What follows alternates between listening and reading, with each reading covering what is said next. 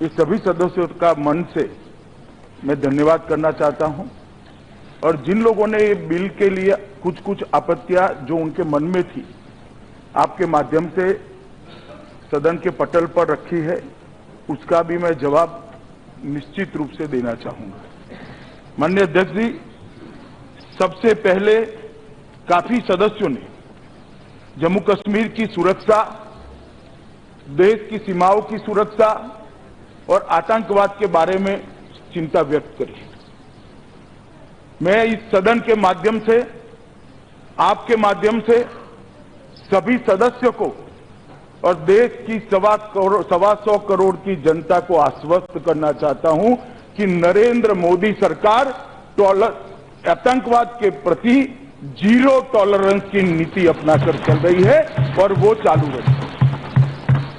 आतंकवाद को उसके जड़ के समेत उखेड़ देने के लिए ये सरकार कृतनिश्चयी है और मुझे भरोसा है कि जनता के सहयोग से हम जरूर सफल होंगे।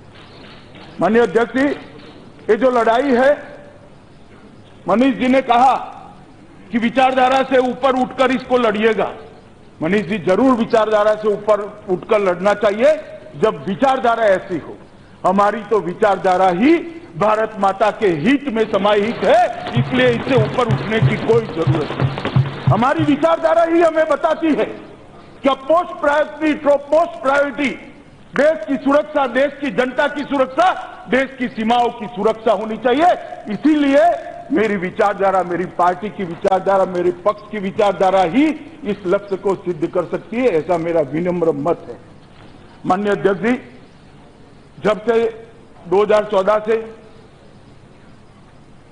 श्री नरेंद्र मोदी देश के प्रधानमंत्री बने, राजनाथ जी देश के गृह मंत्री बने, इस सरकार ने डे 1 से जम्मू कश्मीर को और जम्मू कश्मीर की शांति को और आतंकवाद को नसीहत करने की टॉप मोस्ट प्रायोरिटी दी थी। और ये जीरो टॉलरेंस की नीति सिर्फ भाषणों की नहीं, ये जीरो टॉलरेंस की नीति सिर्फ सदन में और राजनीतिक जलसों में तकरीरों की नहीं रही, इसको जमीन पर उठाने के लिए ढेर सारे कदम भारतीय जनता पार्टी की सरकार के द्वारा उठाए गए। सबसे पहले सीएपीएफ की कंपनियों की कमी रहा करती थी, कभी इधर जाती थी, कभी उधर जाती थी। हमने कंपनियां भी बढ़ाई और कंपनियों के आवंटन में जम्मू कश्मीर को टॉप मोस्ट प्रायोरिटी पर रखा। एक भी कंपनी जो वहां से सुरक्षा बलों की डिमांड है, इससे आज कम नहीं है।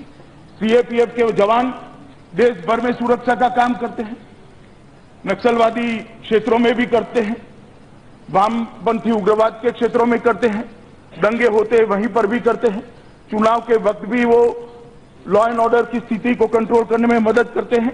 मगर जम्मू कश्मीर में एक विशिष्ट प्रकार की परिस्थिति है, क्योंकि वहां जो आतंकवाद है वो पाक प्रेरित आतंकवाद है, पाकिस्तान की सरहद से जुड़ा हुआ प्रदेश है। इसकी कुछ विशिष्ट मांगे सीएपीएफ की थी, जिसके अंदर हाई सिक्योरिटी इक्विपमेंट्स में बीपी व्हीकल, सीसीटीवी कैमरा, अत्याधुनिक gun, radar, commando training centre, बहुत सारी चीजें, पूरा एक पेज भरा जाए इतनी चीजों की इनकी रिक्वायरमेंट आई थी। मुझे इस सदन को बताते हुए आनंद हो रहा है माननीय अध्यक्ष महोदय, 2307 करोड़ रुपया खर्च कर उनकी सारी रिक्वायरमेंट आई। कल ही मैं रिव्यू लेकर आया हूं माननीय अध्यक्ष, सारी रिक्वायरमेंट। और सीआरपीएफ के हेड जो वहां बैठे थे, हमारे डीजी बैठे थे, उन्होंने कहा कि आजादी के बाद पहली बार हमारी रिक्वायरमेंट की लिस्ट 0%। माननीय अध्यक्ष जी, वहां एजेंसियों के कोऑर्डिनेशन की बड़ी दिक्कत थी, क्योंकि वहां सेना भी होती है, बॉर्डर सिक्योरिटी फोर्स भी होती है, आईबी भी काम करती है, रॉ भी काम करती है, मिलिट्री एजेंसी भी काम करती है, सीआरपीएफ भी काम करती है, जम्मू कश्मीर पुलिस भी काम करती है। अब इतनी सारी एजेंसियां जब एक छोटे से क्षेत्र के अंदर काम करे तो कोऑर्डिनेशन की बड़ी दिक्कत आती थी। गत सरकार के समय के अंदर multi disciplinary terror monitoring group TMG को बनाया गया और आज हर सप्ताह टीएमजी के सदस्य बैठते हैं और कोऑर्डिनेट होकर आतंकवाद का सामना करने का प्रयास करते हैं, सफल प्रयास। माननीय अध्यक्ष जी, राष्ट्रपति शासन लगाया, जमहूरियत की बात की जाती है, राज्यपाल शासन लगाया, लोकतंत्र का गला घोंट दिया। माननीय अध्यक्ष जी, अभी ये बात कर रहे हैं, मैं जरा उनको बताना चाहता हूं, लोकतंत्र का गला घोटने का प्रयास किसने किया है?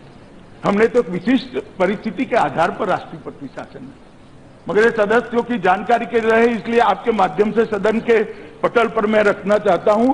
इस देश में अब तक आज होगा, उसके बाद 133 हो जाएंगे, 132 बार धारा 356 का उपयोग किया गया। 132 बार, 132 बार में से 93 बार कांग्रेस पार्टी के द्वारा। आज वो हमें लोकतंत्र सिखाएंगे? और क्यों डाल रहा है, क्यों डाल रहे हैं राष्ट्रपति शासन? एक विशिष्ट परिस्थिति है। आपने तो चुनी हुई 20-20 सरकारों को 356 के तहत एक दिन के अंदर राजनीतिक उद्देश्य के लिए किया था। हमने कभी 356 का उपयोग राजनीतिक उद्देश्य के लिए नहीं किया। माननीय अध्यक्ष जी, हमें बता दें कि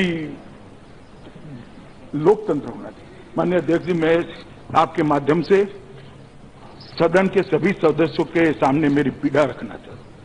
लोकतंत्र रहना चाहिए, वो बात तो ठीक है, मगर लोकतंत्र के रहते जब कुछ चीजें इस प्रकार की होती है जो वोट बैंक के लालच में इस पर कभी कुछ नहीं किया जा सकता है, इसकी भी चर्चा इस सदन में होनी चाहिए या नहीं होनी चाहिए? मैं मानता हूं माननीय अध्यक्ष जी, इसकी चर्चा होनी चाहिए। जमायते इस्लामी पर आज तक क्यों प्रतिबंध नहीं लगाया गया? किसको खुश करना चाहते थे आप? ये भारतीय जनता पार्टी की नरेंद्र मोदी सरकार है जिसने जमायते इस्लामी पर प्रतिबंध लगाकर उसकी कैडर को आज नष्ट किया। जेकेएलएफ इतने सालों से किस देश का लिबरेशन करना चाहते हैं आप? किस देश का? जम्मू एंड कश्मीर भारत का अभिन्न अंग है, इसको देश पर मानने वालों को पक्का नहीं। जेकेएलएफ पर प्रतिबंध किसने लगाया? भारतीय जनता पार्टी ने लगाया। माननीय अध्यक्ष जी, आतंकवादियों को समर्थन देने वाले सभी लोगों को प्रिवेंटिव अरेस्ट के तहत जितना गत सरकार के समय में डाला गया है, इतना आजादी के बाद कभी नहीं डाला गया। प्रिवेंटिव अरेस्ट को बढ़ाई, जेलों की सुरक्षा चरमराई, अंदर ट्रेनिंग कैंप चलते थे टेररिस्ट। AK-47 को कैसे 4 मिनट में खोलकर असेंबल किया जाता है, इसके वीडियो घूमते थे। हमारी सरकार ने जेलों की व्यवस्था चुस्त दुरुस्त कर आज जेलों के अंदर जो जा रहे हैं उनको एहसास हो रहा है कि टेररिज्म को फैलाने का मतलब क्या होता है। ये एहसास दिलाने का काम भारतीय जनता पार्टी की सरकार ने किया। माननीय अध्यक्ष जी, जो देश विरोधी बात करता था उसको सुरक्षा दी जाती थी। सुरक्षा देने के लिए खतरे के पैरामीटर्स होते। जम्मू कश्मीर में एक नया पैरामीटर्स है, 4 भारत विरोधी बयान दे दो, आपको तुरंत सुरक्षा मिल जाएगी। मेरी तो समझ में ही नहीं आता, सरकार के खर्चे से, भारत की जनता के खर्चे से भारत विरोधियों को सुरक्षा देने का क्या तर्क था? कोई थ्रेट नहीं है। मारने वाले उनको नहीं मारेंगे, पूरी दुनिया को मालूम है। मारने वाले भारत की बात करने वाले को मारते हैं। भारत की बात करने वाले को सुरक्षा नहीं मिलती थी, भारत का विरोध करने वाले को सुरक्षा मिलती। इसका रिव्यू कभी नहीं किया जाता, इसका रिव्यू नहीं किया जाता। माननीय अध्यक्ष जी, 2000 लोगों को जो व्यक्तिगत सुरक्षा दी थी उसका हमने रिव्यू किया। उनमें से 919 ऐसे लोग जिनको सुरक्षा का कोई खतरा नहीं था, वो भारत विरोधी सर्टिफिकेट के कारण सुरक्षा मिली थी, उनकी सुरक्षा को हटाने का काम ये सरकार है। पाकिस्तान के चैनल्स दिखाए, भारत विरोधी प्रचार होता था, भारत विरोधी कार्यक्रम होते, भारत के अंदर की बातों को इससे तोड़ मरोड़ कर रखा जाता, जो कश्मीर के युवा को बहकाता था, गुमराह करता था। इस चैनलों पर रोक कभी नहीं की। मैं आज इस सदन के अंदर श्रीमान राजनाथ सिंह जी बैठे हैं, उनको अभिनंदन देना चाहता हूं, देश के प्रधानमंत्री को अभिनंदन कहना चाहता हूं कि भारत विरोधी जितने भी पाकिस्तान के अनऑथराइज्ड चैनल थे उसका प्रसारण ये सरकार ने बंद करने का काम किया। माननीय अध्यक्ष जी, आतंकवाद के खिलाफ लड़ाई सिर्फ भारतीय जनता पार्टी लड़ी है ऐसा मेरा नहीं मानना। माननीय सदस्य मनीष जी ने ठीक ही कहा, हर पार्टी जब सरकार में रही इसने आतंकवाद के खिलाफ लड़ने का प्रयास किया है, इसको नेस्त नाबूद करने का, इसका किसी ने समर्थन नहीं किया, चाहे कांग्रेस पार्टी हो चाहे कोई भी पार्टी हो। परंतु माननीय अध्यक्ष जी, मैं इतना जरूर कहना चाहता हूं कि लड़ने के तरीके में बड़ा अंतर होता है, बहुत अंतर होता है माननीय अध्यक्ष, बड़ा अंतर होता है। पहले लड़ाई क्या चलती थी, टेररिस्ट वहां से घुसकर आते थे, यहां अपने लड़कों को गुमराह करते थे, अपनी टोली को बड़ा करते थे, हथियार मिल जाते थे, पैसे मिल जाते थे और बेरोक टोक भारत के अंदर टेररिज्म को फैलाते थे। हम लड़ाई क्या लड़ते थे, वो टेररिस्टों को मारते थे, वो अपने लड़कों को मारते थे और अपनी जमीन पर अपने सुरक्षाकर्मी और अपने लड़के भी मरते थे, टेररिस्ट भी मरते थे। अप्रोच क्या होना चाहिए? टेररिज्म कहां से आता है, कहां से आता है? माननीय अध्यक्ष जी, हम सबको मालूम है कश्मीर के अंदर और देश के अंदर जो टेररिज्म की समस्या है वो पड़ोस के देश से आती है, वहीं से जनरेट होती है। ये कश्मीर का टेररिज्म पाक प्रेरित टेररिज्म है। हम हमारी जमीन पर लड़ाई लड़ते थे, देश की जनता ने मोदी जी को चुना, परिवर्तन आया और मोदी जी को चुनने के बाद लड़ाई के तरीके में परिवर्तन आया। हमारी भूमि पर लड़ाई लड़ना, वो तो लड़ते ही है और मजबूती से लड़ते और मजबूती से लड़ेंगे, परंतु जहां टेररिज्म की जड़ है वहां उनके घर में घुसकर इनके दिल दहलाने वाले हमले करने का काम एक भारतीय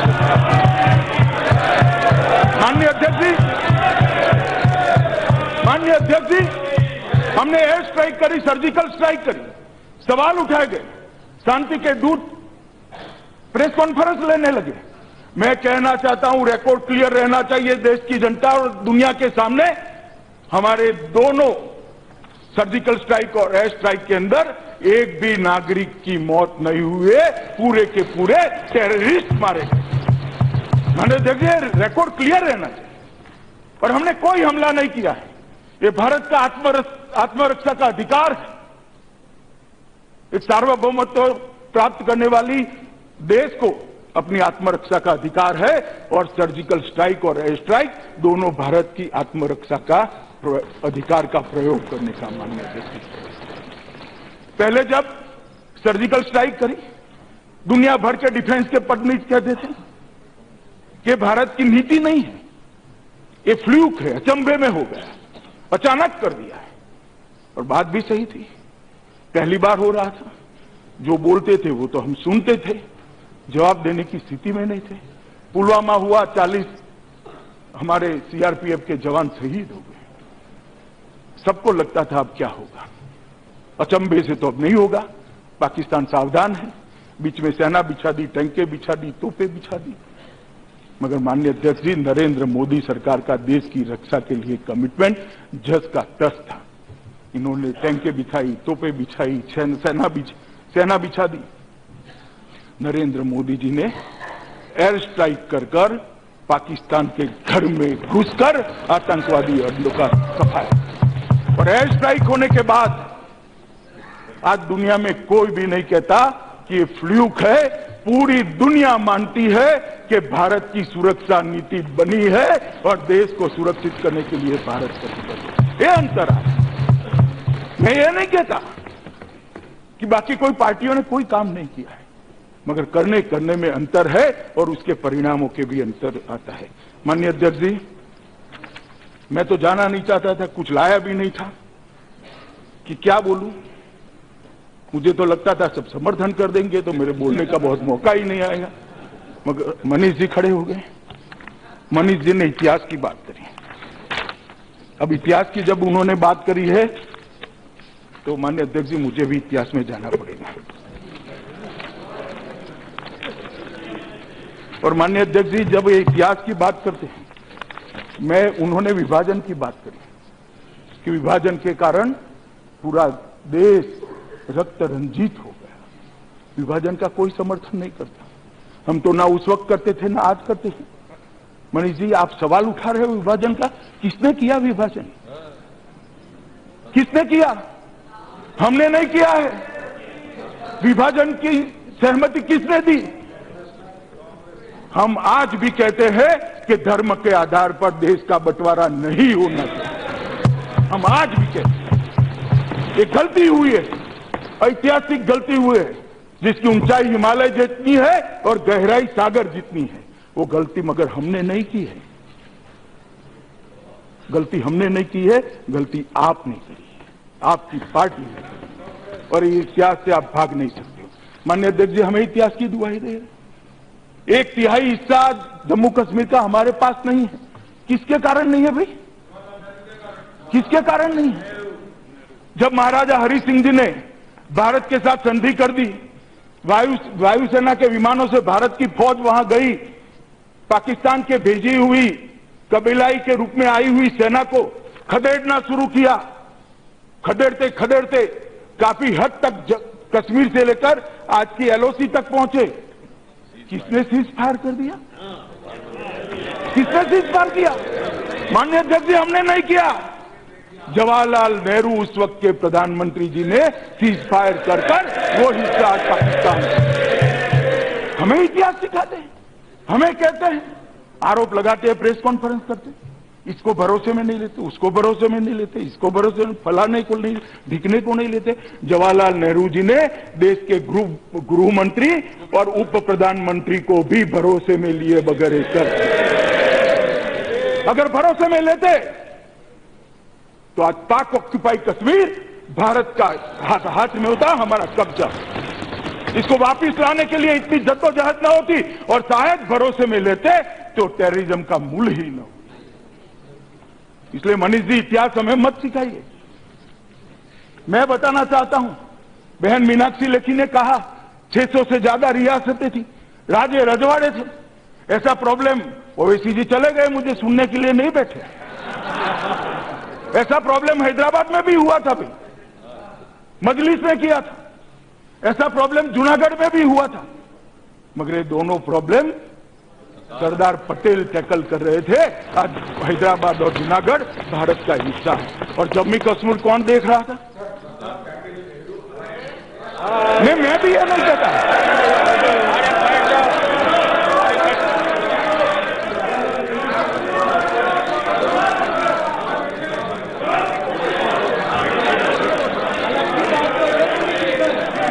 माननीय अधीर रंजन जी, सुरेश जी बैठिए, मैं जवाब दे रहा हूं भैया, मैंने सवाल खड़े नहीं करे। क्यों न दे? क्यों न दे? वो भूल के कारण आज देश को सजा भुगतनी पड़ रही। वो भूल के कारण आज हजारों लोग मारे गए। वो भूल के कारण आज देश टेररिज्म का भोग बना है। क्यों न दे जवाब? क्यों न दे नाम? जरूर देंगे, ये इतिहास का हिस्सा है। माननीय अध्यक्ष जी, मैं इतना पूछना चाहता हूं, सुरेश जी प्लीज मुझे सुनिए, प्लीज मुझे सुनिए। माननीय अध्यक्ष जी,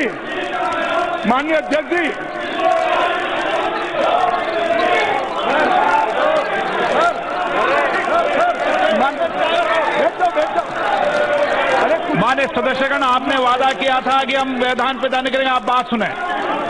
जब आपके माननीय सदस्य बोले थे, मैंने इधर की बेंचों को चुप कराया था। माननीय सदस्य, 1 minute, please sit down, calm down, please sit down, माननीय सदस्य प्लीज सिट डाउन,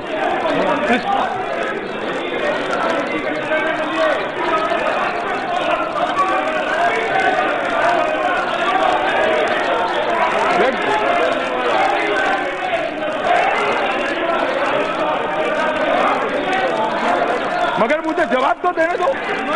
मैं बताता हूं आपको, बैठ जाइए ना, बैठ जाइए, मैं बताता हूं। प्लीज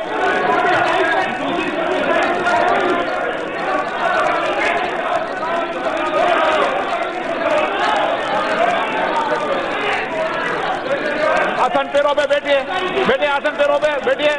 मान्य सदस्यगण, आसन पैरों पे, मान्य सदस्यगण, आसन पैरों पे, व्यवस्था दे रहा हूं। आसन पैरों पे प्लीज, आसन पैरों पे, मान्य सदस्यगण, ऐसा आसन पैरों पे, प्लीज। प्लीज मान्य आप मान्य जी प्लीज। मैं बताता हूं, मुझे सुनिए अधीर रंजन जी।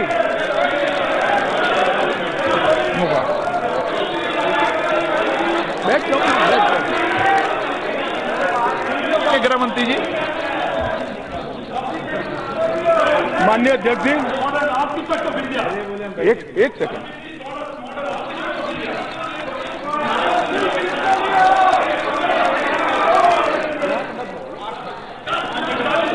बैठ जाओ भैया, बैठ जाओ भगवान।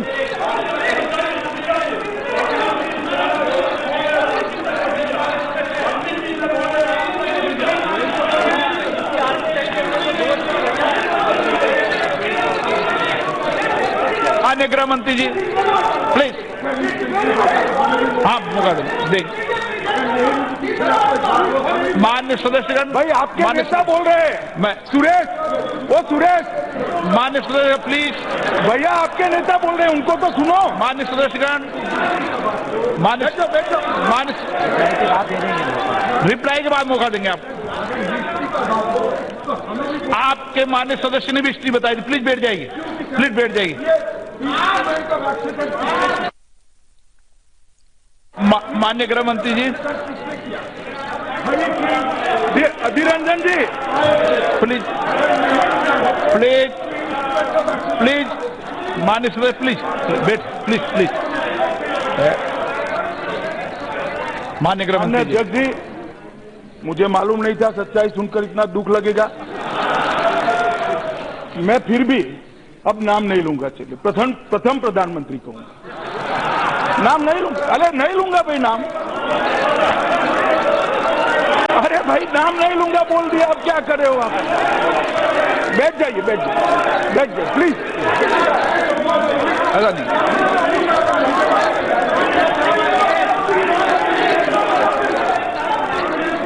प्लीज आसन, प्लीज बैठिए। मैं बताता हूँ, एक मिनट व्यवस्था देता हूँ। प्लीज बैठिए, प्लीज बैठिए। माननीय सदस्य, माननीय सदस्य प्लीज, माननीय सदस्य प्लीज, प्लीज, माननीय सदस्य प्लीज, प्लीज, माननीय सदस्य प्लीज, माननीय सदस्यगण, माननीय सदस्यगण, माननीय सदस्य, मैं व्यवस्था देख लूंगा, मैं देख लूंगा। माननीय सदस्यगण, माननीय सदस्य आसन पैरों पे, माननीय सदस्य आसन पैरों पे, प्लीज प्लीज।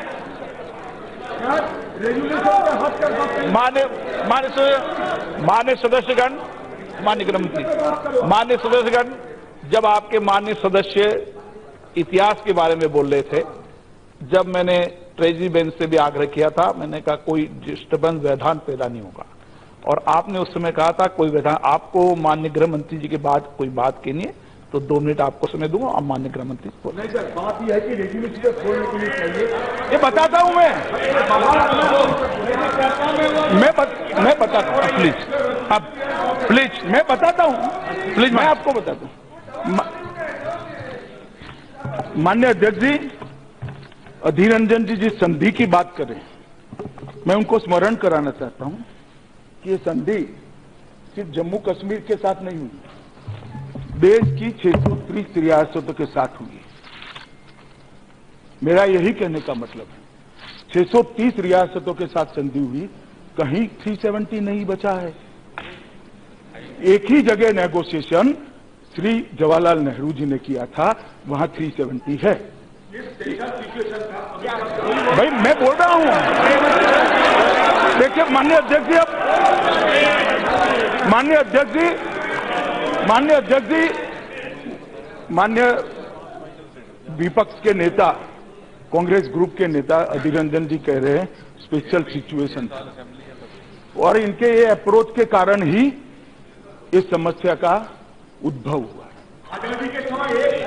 भाई साहब ऐसे तो नहीं चलेगा। आप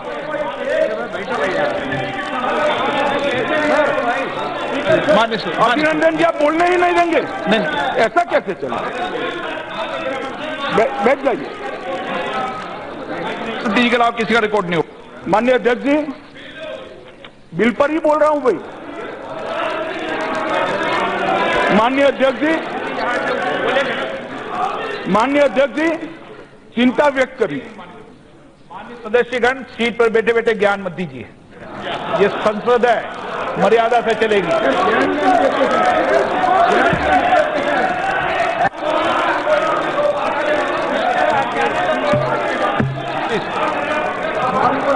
माननीय सदस्य प्लीज बैठ, प्लीज सिट डाउन। माननीय अध्यक्ष जी, माननीय अध्यक्ष जी, माननीय भाई, माननीय अध्यक्ष जी, अभी कहा गया है कि भरोसा नहीं। मैं पार्शियली इस बात से सहमत हूं कि जम्मू कश्मीर की अवाम और भारत की अवाम के बीच में खाई पैदा हो, मगर भरोसा क्यों नहीं बना? क्योंकि पहले से भरोसा बनाने का प्रयास ही नहीं किया था। माननीय अध्यक्ष जी, मैं थोड़ा और इतिहास में पीछे जाना चाहता हूं। जम्मू कश्मीर के अंदर 1931 में मुस्लिम कॉन्फ्रेंस की स्थापना हुई। कौन इसके नेता थे? शेख अब्दुल्ला साहब। मुस्लिम कॉन्फ्रेंस की स्थापना हुई। लंबे समय तक कांग्रेस ने अपनी पार्टी भी नहीं बनाई वहां। क्यों नहीं बनाई? क्योंकि मुस्लिम कॉन्फ्रेंस को चलाना चाहिए, समर्थन करना चाहिए। माननीय अध्यक्ष जी, क्या हुआ?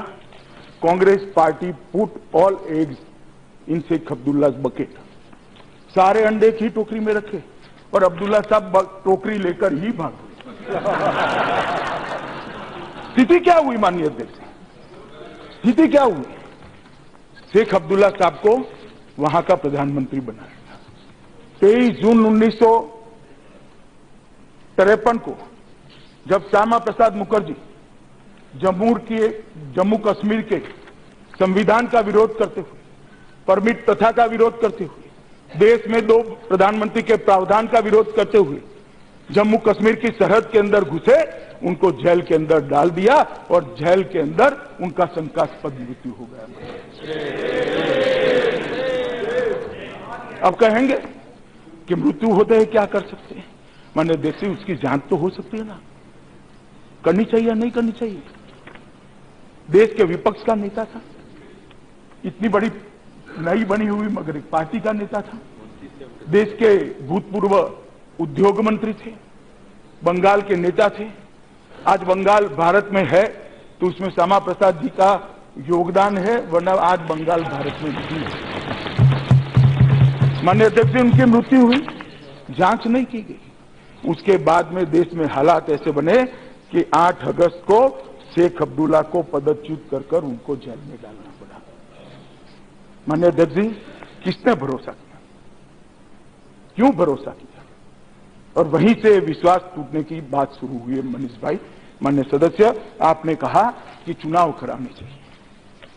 चुनाव नहीं करते हैं तो जम्मू कश्मीर की आवाम के अंदर शंका पैदा होती। ओवैसी साहब अच्छा हो गए, आ गए। ओवैसी जी ने भी कहा चुनाव कराने चाहिए, शंका उत्पन्न होती है। माननीय अध्यक्ष जी, चुनाव कराए गए 57 में, चुनाव कराए गए 62 में, चुनाव कराए गए 67 में। शंका क्यों उत्पन्न होती है? उसका मूल वही है क्योंकि सारे के सारे चुनाव फर्जी करा गए जिसमें जम्मू कश्मीर की जनता को वोट नहीं दी। हमारी सरकार नहीं थी माननीय अध्यक्ष जी, हमारी सरकार नहीं थी। ना 57 में थी, ना 62 में थी, ना 67 में थी। ये तीनों चुनाव डेमोक्रेसी के नाम पर मजाक, और वहीं से जम्मू कश्मीर की जनता के मन में इस शंका का बीज आरोपित हुआ है, जो आज बड़ा पेड़ बनकर, दरख्त बनकर खड़ा है। ये हमने नहीं शुरू किया माननीय अध्यक्ष जी। यहां पर बैठे जम्मू कश्मीर के मेंबरान भी बैठे, वो शायद अब्दुल खालिक के नाम को जानते होंगे, जो डिस्ट्रिक्ट मजिस्ट्रेट थे श्रीनगर जिले के, और आधी घाटी श्रीनगर जिले में आती थी। उस वक्त ज्यादा जिले नहीं थे। उस वक्त 2 हिस्से होते थे, एक जनता ने चुने हुए एमएलए होते थे, एक खालिक साहब ने बनाए हुए एमएलए होते थे। तीनों चुनाव के अंदर खालिक के सामने ही पर्चे दिए जाते थे। खालिक साहब उसको रिकॉर्ड पर नहीं लेते थे और 25 से 31 तक मेंबरान निर्विरोध चुने जाते थे। ये डेमोक्रेसी का मजाक हमने नहीं उड़ाया, डेमोक्रेसी की हत्या हमने नहीं करी। जब खालिक जैसे लोग सरकार के एजेंट बनकर चुनाव कराते हैं तो जनता के मन में दुख होता है, दर्द होता है, पीड़ा होती है और उसमें से शंका उत्पन्न होती है। चुनाव तो 77 में मोरारजी भाई ने कराया, चुनाव तो अटल बिहारी वाजपेयी जी ने कराया, जिसमें सबको वोट देने का अधिकार है। चुनाव हमारे शासन में हुआ, हमें पूर्ण बहुमत नहीं मिला, हमने बहुमत के लिए कोई खालिक को नहीं ढूंढा। जनता ने जो मैंडेट दिया उसको साहब हमने स्वीकार किया। और मैं अभी भी कहना चाहता हूं, चुनाव आयोग जब भी तय करेगा, चुनाव आयोग जब भी तय करेगा, चुनाव डेमोक्रेटिक तरीके से कराए जाएंगे, स्वतंत्र और निष्पक्ष कराए। केंद्र सरकार की उसमें कोई दखल नहीं है। कुछ मेंबरान ने पूछा कि चुनाव कब कराएंगे,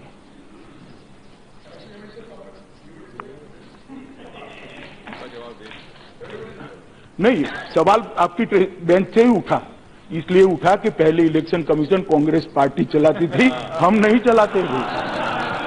हमारे समय में इलेक्शन कमीशन के फैसले इलेक्शन कमीशन करता है। अरे रिकॉर्ड है जी, रिकॉर्ड है। अगर आपको ऐसे भी तीन अलग अलग चुनाव आपने कराए साहब, इतिहास में मत ले जाइए, इतिहास में ले जाओगे तो आपको ही सुनना पड़ेगा और बाद में वहां से डांट भी खानी पड़ेगी। माननीय अध्यक्ष जी, आज कोई निर्दलीय भी चुनाव लड़ सकता है। माननीय अध्यक्ष जी, आज कोई निर्दलीय भी चुनाव लड़ सकता है। आज कोई भी पार्टी चुनाव लड़ सकती है, नई पार्टियां भी चुनाव लड़ती है, जीतती है, जीत कर आती है, कोई किसी को रोकता नहीं है, क्योंकि ये भारतीय जनता पार्टी की सरकार के तत्वाधान में वहां की सिक्योरिटी फोर्सेस होती हैं जो रैगिंग नहीं करती। माननीय अध्यक्ष जी, शेख अब्दुल्ला जी को जेल में डाला, बाहर निकाला, फिर से सीएम बनाया, फिर से झगड़ा किया, फारूक अब्दुल्ला को सीएम बने फारूक अब्दुल्ला जी, और फारूक अब्दुल्ला को निकालने का भी एक बड़ा इतिहास है साहब। यहां से बीके नेहरू गवर्नर बनकर गए और उनको कहा गया कि अब राष्ट्रपति शासन का रिपोर्ट दीजिए। बीके नेहरू कौन है मुझे कहने की जरूरत नहीं, किनके रिश्तेदार है वो भी कहने की जरूरत नहीं है। फिर भी मैं आज बीके नेहरू साहब को बधाई देना चाहता हूं, इन्होंने वो रिपोर्ट नहीं भेजी। माननीय अध्यक्ष जी, उन्होंने रिपोर्ट नहीं भेजी, रुक जाते, ऐसा नहीं हुआ। इसके एक सप्ताह में ही बीके नेहरू का इस्तीफा कराया गया, दूसरा गवर्नर भेजा गया और दूसरे गवर्नर ने 3 ही दिन में 356 का उपयोग किया। माननीय अध्यक्ष जी, शंका क्यों पैदा हुई? शंका इसलिए पैदा हुई जम्मू कश्मीर के अवाम के दिमाग के अंदर, शंका इसलिए शंका के बीज किसने रोपे? हमने नहीं रोपे शंका के बीज। शंका के बीज रोपने का काम कांग्रेस पार्टी ने किया है। माननीय अध्यक्ष जी, गुल मोहम्मद शाह को पार्टी तोड़कर मुख्यमंत्री बना दिया गया। 1 महीने के अंदर ही सिचुएशन ऐसी हुई कि मालूम ही नहीं पड़ा कि गुल मोहम्मद शाह भारत के किसी सूबे के मुख्यमंत्री है या पाकिस्तान के किसी सूबे के मुख्यमंत्री। उनके बयान इस तरह से आते थे कि उनको भी अंत में हटाना पड़ा। और ये पूरी उठापटक जो चली शेख अब्दुल्ला से लेकर गुल मोहम्मद शाह तक की, वो उठापटक के अंदर माननीय अध्यक्ष गवर्नेंस समाप्त हो गया, गवर्नेंस डिस्ट्रॉय हो गया। टेररिज्म के खिलाफ हमारी लड़ने की जो मंशा थी, सिक्योरिटी फोर्स का जो हौसला था, जम्मू कश्मीर के जनता का जो विश्वास था, वो चूर चूर हो गया और टेररिज्म पीक पर पहुंचता गया। माननीय अध्यक्ष, मैं इसलिए बताता हूं कि चिल्लाने से कुछ नहीं होता, इसकी जड़ों में जाना पड़ेगा। रोग क्या है वो समझना पड़ेगा, उसकी दवाई करनी पड़ेगी, भले कटु हो, वो दवाई ही रोग को खत्म कर सकती है, आतंकवाद को वो दवाई ही। माननीय अध्यक्ष जी, एक समय ऐसा आया कि पूरे कश्मीर घाटी के अंदर भारत का कोई निशान नहीं था। स्टेट बैंक ऑफ इंडिया के बोर्ड पर इंडिया शब्द जहां लिखा है वहां चादर डाल दी जाती थी। भारत का झंडा फहराने के लिए मुरली मनोहर जोशी और नरेंद्र मोदी जी ने यात्रा लेकर लाल चौक में जाकर अपनी जान की बाजी लगाकर झंडा फहराना। और उस वक्त हम नहीं थे जी, हम नहीं थे, हम दूर दूर तक सत्ता में नहीं थे साहब। और ये हमें कह रहे हैं की शंका हो रही, डर पैदा हो रहा है। डर पैदा ही होना चाहिए, जिनके मन में भारत का विरोध है उसके मन में डर पैदा ही होना चाहिए। जो इस देश को तोड़ना चाहते हैं, माननीय अध्यक्ष, जो इस देश को तोड़ना चाहते हैं, उनके मन में डर होना चाहिए। हम टुकड़े टुकड़े गैंग के मेंबर नहीं, ये रिकॉर्ड क्लियर है इस हाउस में। हम टुकड़े टुकड़े गैंग के मेंबर नहीं है। जो भारत को तोड़ना है, तोड़ना चाहते हैं, उनके मन में डर होना है। मैं ये नहीं कहता जम्मू कश्मीर की आवाम के मन में डर होना चाहिए। हमने तो उनको देश भर में घुमाया, बच्चों को नौकरियां, मैं बाद में आऊंगा क्या क्या किया है, बच्चों को नौकरियां देने की शुरुआत की, कोर्टों को एस्टेब्लिश किया, स्कूलों को फंक्शनिंग में लाए, उनकी शिक्षा की व्यवस्था करी, मिड डे मील उन तक पहुंचता रहा। आज जम्मू कश्मीर की घाटी की विधवा बहनों तक विधवा सहायक पेंशन पहुंच रही है। माननीय अध्यक्ष, एक बूढ़े कश्मीरी को बुढ़ापे का पेंशन मिल रहा है। माननीय अध्यक्ष, उनको आज प्रधानमंत्री जी का कार्ड मिल गया है, जिससे 5 लाख तक की दवाई वो फ्री ऑफ कॉस्ट। उनके घर में उन्होंने गैस के सिलेंडर का स्वप्न नहीं देखा था, आज उसके घर में गैस का सिलेंडर पहुंचा है, शौचालय पहुंचा है। माननीय अध्यक्ष जी, हम डर पैदा करना नहीं चाहते हैं। जम्मू कश्मीर के अवाम को हम हमारा मानते हैं, हमारी है, हमारे भाई हैं, हमारी बहनें हैं, हम गले से लगाना चाहते हैं। मगर आपने जो शंका का पर्दा डाला है, वो हटाने में हमें तकलीफ पड़ रही है। मैं इसलिए पूरे इतिहास में जा रहा हूं। अधीर रंजन जी ने कहा कि पीछे का क्यों बता रहे, 2 बातें हैं, 2 असलियत ही बता रहा हूं मैं। अभी तो बहुत है, जरा सुनो भाई, अभी सुनो। अधीर रंजन जी, मैं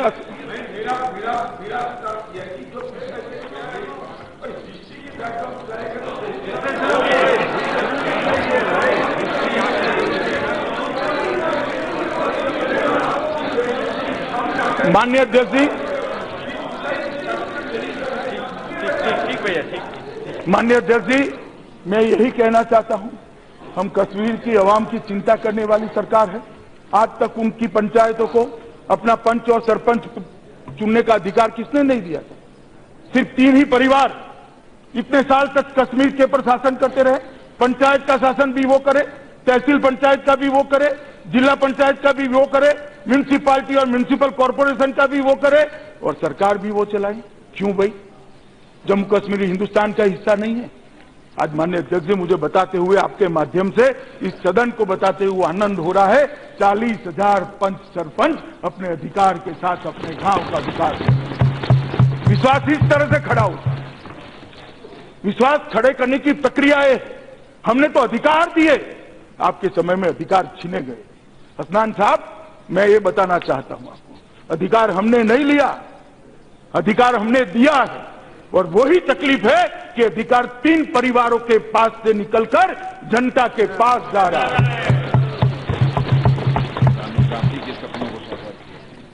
माननीय अध्यक्ष जी, और ये पंचायत का चुनाव होना चाहिए। मैं भूतपूर्व प्रधानमंत्री राजीव गांधी का ही ये सपना था, इसी सदन में लेकर आए, मगर दुख का विषय है जम्मू कश्मीर तक नहीं पहुंचा है। वो जम्मू कश्मीर तक पहुंचाने का काम हमारे प्रधानमंत्री श्री नरेंद्र मोदी जी ने। माननीय अध्यक्ष जी, कहते हैं सिचुएशन पर कंट्रोल नहीं। हमने साहब तारीख के अंदर बहुत सारे चुनाव देखे हैं, जिसमें असेंबली के चुनाव में, पार्लियामेंट के चुनाव के अंदर खून की नदियां बही, सैकड़ों लोग मारे गए, 40,000 पदों के 4,000 गांवों में चुनाव हुआ। खून का कतरा भी जम्मू कश्मीर की भूमि पर नहीं, और आप कह रहे हैं कंट्रोल नहीं। अभी लोकसभा चुनाव हुआ, एक खून का कतरा भी जम्मू कश्मीर की जमीन पर नहीं गिरा, और आप कह रहे हैं कंट्रोल नहीं। कंट्रोल है, मगर ये कंट्रोल आपको पसंद नहीं है, क्योंकि आपका देखने का नजरिया अलग है, हमारा देखने का नजरिया अलग है। माननीय अध्यक्ष जी, मैं इतना ही कहना चाहता हूं कि जहां तक जम्मू कश्मीर की जनता को भरोसों में लेने का सवाल है, हमारा टॉप मोस्ट प्रायोरिटी है, उनका कल्याण का सवाल है, हमारी टॉप मोस्ट प्रायोरिटी है, और उनको कुछ ज्यादा भी देना चाहिए पड़ेगा तो हमारी इसलिए तैयारी है क्योंकि उन्होंने बहुत सहा है। कुछ ज्यादा देने में कोई दिल नरेंद्र मोदी जी का या हमारी सरकार का छोटा नहीं हो जाएगा। हम बड़े हृदय के साथ इसके विकास में हैं। और माननीय अध्यक्ष जी, फिर एक बार, ये सिर्फ तकरीर नहीं है। हम जब कहते हैं हम जम्मू कश्मीर के अंदर डेवलपमेंट चाहते हैं, तो सिर्फ तकरीर नहीं है, भाषण नहीं है। जम्मू कश्मीर की आवाम की खुशहाली के लिए, जम्मू कश्मीर की आवाम को विकास देने के लिए हमने ढेर सारे कदम उठाए। 7 नवंबर 2015 को प्रधानमंत्री जी ने एक आजादी के बाद सबसे पहला, सबसे बड़ा एक विशेष पैकेज जम्मू कश्मीर की जनता के लिए 80,000 करोड़ रुपए का देने का था। मैंने जैसे पैकेज के पहलुओं में जाते हैं तो पैकेज सर्वस्पर्शी, लद्दाख को भी स्पर्श करता है, जम्मू को भी स्पर्श करता है, घाटी को भी स्पर्श करता है, पहाड़ियों को भी स्पर्श करता है। ये सर्वस्पर्शीय पैकेज है। ये पैकेज सर्वसमावेशक पैकेज से, माननीय अध्यक्ष जी, इसमें हर एक नागरिक का जम्मू कश्मीर का समावेश होता है। ये पैकेज के तहत 63 बड़े प्रोजेक्ट्स हैं डेवलपमेंट के, 16 सड़कें हैं बड़ी, 8 पावर प्रोजेक्ट हैं, 2 एम्स हैं, 2 IIM है, 1 IIT है। और पैकेज की घोषणाएं तो बहुत सारी हुई। कल मैं रिव्यू लेने के गया था, एक ब्रिज बताया गया, 32 साल से भूमि पूजन हुआ है, 2 खंभे लगे हैं, मगर ब्रिज अभी भी समाप्त नहीं हुआ है। मगर साहब, माननीय अध्यक्ष जी, ये नरेंद्र मोदी सरकार ने एक नई कार्य संस्कृति पैदा की है, जिसका भूमि पूजन हम करते हैं, उसका उद्घाटन ही हम भी करते हैं। माननीय अध्यक्ष जी, लगभग 82% धनराशि भेजी जा चुकी है। 44% से ज्यादा धनराशि के टेंडर आवंटित हो चुके हैं और 16 प्रोजेक्ट अब तक पूरे समाप्त होकर माननीय प्रधानमंत्री और तत्कालीन गृह मंत्री जी ने उसका उद्घाटन करने का काम भी समाप्त किया। माननीय अध्यक्ष जी, लद्दाख के क्षेत्रफल के अनुसार 45% भूभाग लद्दाख का था, मगर वहां पर स्थानीय इकाई के चुनाव हो सके ऐसी स्थिति नहीं, बिखरे पड़े हैं। बहुत बड़े क्षेत्र के अंदर छुटपुट रहते हैं, तो हमने वहां हिल काउंसिल बनाकर पंचायत की तरह उनके विकास का अधिकार उनको सुपुर्द करने का काम किया। और आजादी के बाद पहली बार लद्दाख को लग रहा है कि हिल काउंसिल के दृष्टि से हमें हमारा बजट हमें खुद दी। माननीय अध्यक्ष जी, उनकी फरियाद थी कि हमें प्रशासन का अनुभव नहीं है, पहली बार अधिकार मिला है आजादी के बाद, हो सकता है खर्च हम न कर पाए, एक ही साल की अवधि देते हो, तो लद्दाख को एक स्पेशल हमने फेवर दिया है कि इनकी काउंसिल के जरिए जो काउंसिल को जो बजट दिया जाएगा वो लैप्स नहीं होगा, वो क्यूमुलेटिव इफेक्ट से सालों तक चलता है। माननीय अध्यक्ष जी, हम चिंता करने वाले लोग हैं। माननीय अध्यक्ष जी, श्रीनगर लेक प्ले ट्रांसमिशन लाइन पूरी कर दी गई है। कारगिल और हैंडली में 7500 मेगावाट की क्षमता से चलने वाला सोलर प्लांट की नींव रख दी गई है। 2 नए डिग्री कॉलेज लद्दाख में खुले, 5 नए टूरिस्ट सर्किट और 5 नए ट्रेकिंग के मार्ग खुले हैं। मैंने कल रिव्यू में पूछा, 5 मार्ग पर आज तक दुनिया भर के 170 से ज्यादा दल ट्रेकिंग के लिए आए। माननीय अध्यक्ष, ये बहुत बड़ी उपलब्धि है लेह लद्दाख के लिए। माननीय अध्यक्ष जी,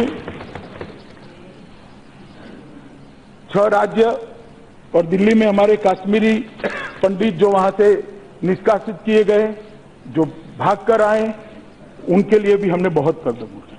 उनकी नकद राहत को 2015 में 6,000 रुपये से बढ़ाकर 10,000 रुपया किया गया। 2018 में उसको 13,000 किया गया।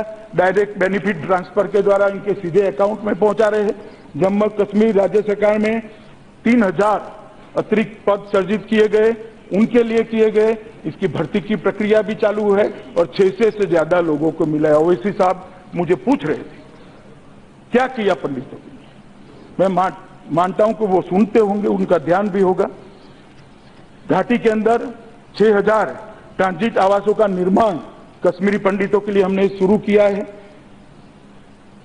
अब जम्मू प्रवासियों को भी कश्मीर की तरह जो बाहर गए हैं उनको भी नकद राशि दी जाती है। माननीय अध्यक्ष जी, सरकार ने जम्मू कश्मीर में पाक अधिकृत जम्मू कश्मीर और छम्ब से जो विस्थापित आए थे, जिनको वहां से भागना पड़ा, उनको 5.5 लाख प्रति परिवार सहायता देने का काम भारतीय जनता पार्टी की सरकार ने। और मुझे बताते हुए आपके माध्यम से सदन को आनंद है माननीय अध्यक्ष जी कि 26,989 लोगों को 1100 करोड़ से ज्यादा की राशि आज तक उनके बैंक अकाउंट में ट्रांसफर करने का काम किया है। 70 साल तक के लिए भरोसा इसलिए टूटता है, शंका इसलिए उत्पन्न होती है। माननीय अध्यक्ष जी, पश्चिम पाकिस्तान के शरणार्थी आए, उनको भी 5.5 लाख रुपया देने की शुरुआत करी है। माननीय अध्यक्ष जी, सीमा पार से जो गोलीबारी होती है जम्मू कश्मीर में, इनके नुकसान के लिए मृत्यु अथवा 50% दिव्यांगता के मामले में 5 लाख तक की राशि दी गई। दुधारू पशुओं की हानि पर 50,000 रुपया दिया गया। कठुआ, साम, जम्मू, रजौरी और पुंछ जिलों में 10,000 से ज्यादा और 5,000, 15,000 बंकरों का निर्माण की शुरुआत की गई। 4400 बंकर बने जा चुके हैं। माननीय अध्यक्ष जी, रोजगार ही बड़ा मुद्दा, इसके सृजन के लिए भी हमने बहुत काम किया है। बॉर्डर बटालियंस को 2 बॉर्डर बटालियंस को मंजूरी दी गई। 2000 नए विशेष पुलिस अधिकारियों की जगह मंजूर कर दी गई, जिनकी भर्ती हो चुकी है, ट्रेनिंग चालू है। 5 नई IR बटालियन, 2 नई वुमेन बटालियन, सीमावर्ती जिलों में 60% आरक्षण भर्ती के लिए देने का काम नरेंद्र मोदी सरकार ने किया है। मैंने जैसे ये 1 साल के अंदर काम हुआ। अध्यादेश जारी करने के बाद आरक्षण के मामले में नियंत्रण रेखा के पास जो रहे हैं उनको भी ये फायदा हो गया, और आप सब सहमति देंगे, इसको कानून बनाएंगे तो जम्मू क्षेत्र के इंटरनेशनल बॉर्डर के लोगों को भी ये आरक्षण का लाभ मिलेगा।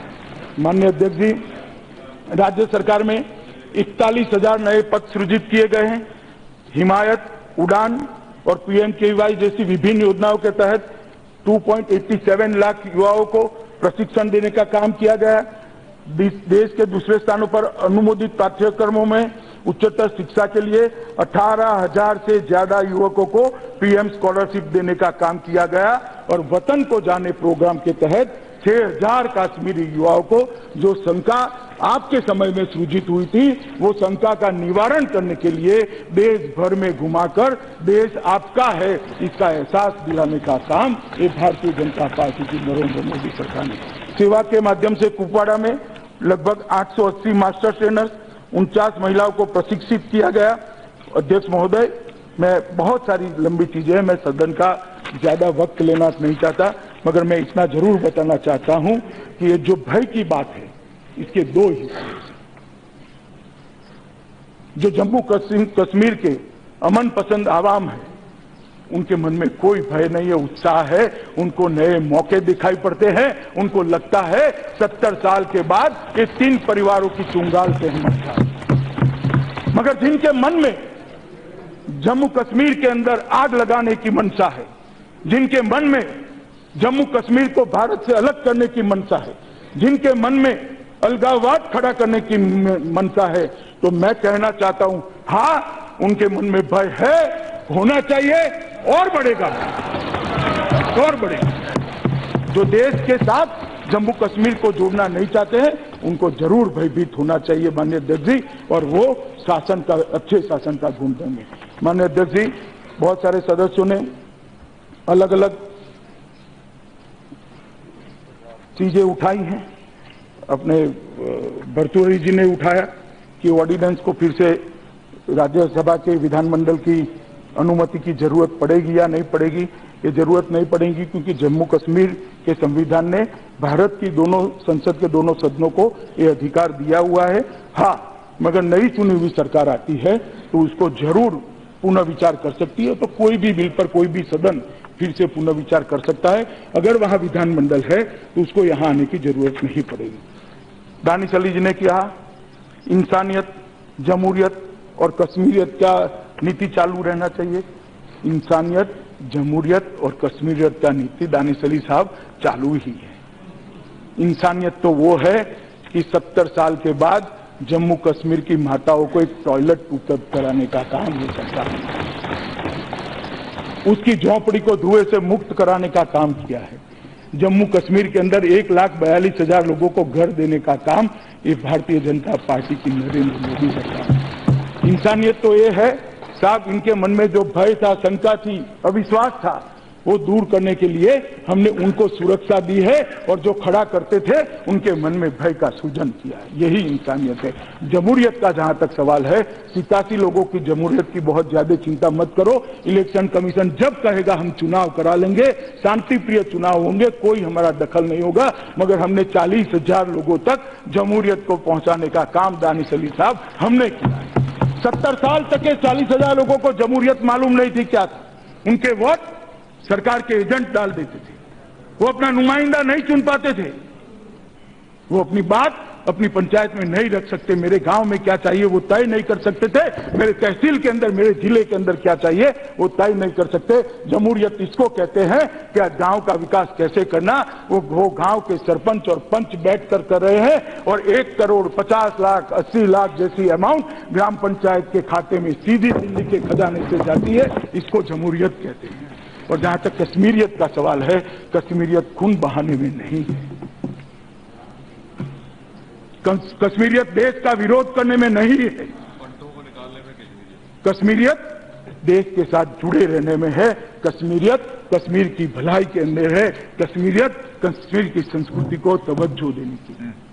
कितने सूफीज्म को भगाया, कितने कश्मीरी पंडितों को भगाया। ये कश्मीर की संस्कृति का हिस्सा नहीं है क्या? कहां गए सूफी, कहां गए? मैं पूछना चाहता हूं, जो हम पर सवाल करते हैं उनको पूछना चाहता हूं, कहां है सूफी? माननीय अध्यक्ष जी, कश्मीर की संस्कृति की हम रक्षा करने के लिए कटिबद्ध है। आपके माध्यम से पूरे सदन को और देश की जनता को मैं आश्वस्त करना चाहता हूं, कश्मीरियत जरा भी डाइल्यूट नहीं होगी। ये हमारा है। माननीय अध्यक्ष जी, प्रेमचंद्रन जी ने कहा कि ऑर्डिनेंस लाए। प्रेमचंद्रन जी, मैंने बताया कि राष्ट्रपति शासन 356 कितनी बार किस पार्टी से लगाई, और ज्यादा डिटेल चाहिए तो फिर से पढ़ लेता हूं। और ऑर्डिनेंस के आंकड़े आप देखोगे तो बहुत आश्चर्यचकित हो जाओगे। मैं देना नहीं चाहता, जितने ऑर्डिनेंस कांग्रेस के शासन में आए माननीय अध्यक्ष जी, कुल मिलाकर सब शासन में इतने नहीं आए, इसके 1/4 आए। इसलिए आप हमें न करो, और 6 महीने में ऑर्डिनेंस को सदन में लाना ही पड़ता है। हम चर्चा भी करते हैं, शांति से चर्चा। आपके एक एक बात का मैं जवाब दे रहा हूं। ओवैसी साहब ने कहा कि डिलिमिटेशन का क्या करोगे? अरे चले गए, छोड़ दो, चलो। श्री नायडू ने कहा कि गृह मंत्री जी, नायडू जी ने कहा, गृह मंत्री जी एश्योरेंस देंगे कि हम चुनाव करा देंगे। इलेक्शन हमें नहीं कराना होता है, चुनाव इलेक्शन कमीशन ने कराना होता है। जिस दिन इलेक्शन कमीशन अनुशंसा करेगा, माननीय अध्यक्ष जी, 1 सेकंड की भी देरी चुनाव कराने में हमारी सरकार नहीं करेगी। माननीय अध्यक्ष जी, ये विषय नहीं, मगर जवाब चाहिए तो मैं दे दूं उसका। आप खड़े होकर रिकॉर्ड पर कह दो, मैं तुरंत जवाब दे दूं। 13 बार आपने करा है, जब आपकी बारी आई तब सहन नहीं होता है। 13 बार ऐसे चुनाव करा है कांग्रेस पार्टी ने, और देश की सुप्रीम कोर्ट ने निकाल दिया इसको। देश की सुप्रीम कोर्ट ने इसको निकाल दिया है। एंग्री नहीं हो रहा हूं, एंग्री जरा भी नहीं हो रहा हूं भैया। इतना है, ऐसा है, सुनिए तो मैं बताता हूं। आवाज, मैं जरा भी गुस्सा नहीं हूं, आवाज ऊंची हुई है। सुनिए भाई, मैं जरा भी गुस्सा नहीं हूं, मेरी आवाज ऊंची हुई है। इसलिए ऊंची हुई है कि अगर किसी को न सुनाई पड़े तो ध्यान से सुनिए।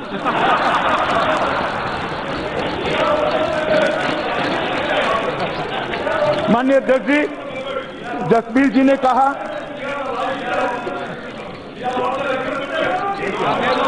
अरे भैया इसमें इतना पर्सनली क्यों लेते हो? कोई आदमी की आवाज बड़ी हो सकती है, आवाज पे क्यों जाते हो? कंटेंट पर जाओ। साहब, हसनैन साहब ने कहा कि 370 है, 370 है, 370। मैं मानता हूं हसनैन साहब 370 है, मगर आगे अस्थाई शब्द आप भूल गए हैं। ये अस्थाई है, परमानेंट नहीं है। अस्थाई शब्द आप भूल गए हैं, और या तो जानबूझकर पढ़ते नहीं हैं। 370 हमारे संविधान का अस्थायी मुद्दा है, ये याद रखिएगा। और शेख अब्दुल्ला साहब की सहमति से ही हुआ है, शेख अब्दुल्ला साहब की सहमति से ही हुआ है। आपने कहा कि अप्रोच में परिवर्तन, मैं स्पष्ट कर देना चाहता हूं सदन के माध्यम से, माननीय प्रधानमंत्री जी, हमारी सरकार या मेरे अप्रोच के अंदर कोई परिवर्तन नहीं है। हमारा अप्रोच पहले भी वो था, आज भी वो है, आगे भी ये रहेगा। भारत को सुरक्षित, समृद्ध, संस्कृत और शिक्षित बनाने का अप्रोच 10 का 10 हमारा पड़ा, कोई परिवर्तन नहीं। इसलिए परिवर्तन की चिंता न करें माननीय अध्यक्ष जी। और मैं इतना ही कहना चाहता हूं कि दोनों बिल जो आज मैं लेकर आया हूं वो जम्मू कश्मीर की भलाई के लिए है। एक विशिष्ट प्रकार की सिचुएशन खड़ी हुई है। ओवैसी साहब ने यह भी पूछा था कि भाई इसके साथ चुनाव क्यों नहीं कराए गए। काफी मेंबरों ने भी पूछा कि लोकसभा के साथ चुनाव क्यों नहीं कराए गए। मैं इतना ही बताना चाहता हूं, लोकसभा की 6 सीट होती है, 6 प्रत्याशी होते हैं। जब असेंबली का चुनाव करते हैं तो ढेर सारी जगहों पर असेंबली के चुनाव होते हैं, ढेर सारे प्रत्याशी होते हैं। लोकसभा के साथ इन सबको सुरक्षा प्रदान करना संभव नहीं था। ढेर सारी सुरक्षा की ऊर्जा भारत विरोधियों को सुरक्षा देने में खर्च होती थी, अब उससे मुक्ति मिल गई है। चुनाव आयोग जब भी कहेगा हम तुरंत चुनाव करा लेंगे, इसकी आप जरा भी चिंता मत करिए। और कश्मीर के अंदर लोकतंत्र बहाल करना हमारी सरकार की जिम्मेदारी है, मगर हम तभी कर सकते हैं जब चुनाव आयोग हमें के। माननीय अध्यक्ष जी, अंत में मैं आपके माध्यम से पूरे सदन को अपील करना चाहता हूं कि जो दोनों बिल में लेकर मैं आया हूं उसमें माननीय मनीष जी अब सुने, उसमें दलगत राजनीति से ऊपर उठकर, विचारधारा से ऊपर उठकर इसका समर्थन करिए, यही विनंती कर मेरी बात समाप्त। के प्रेमचंदन, श्री एन के प्रेमचंदन।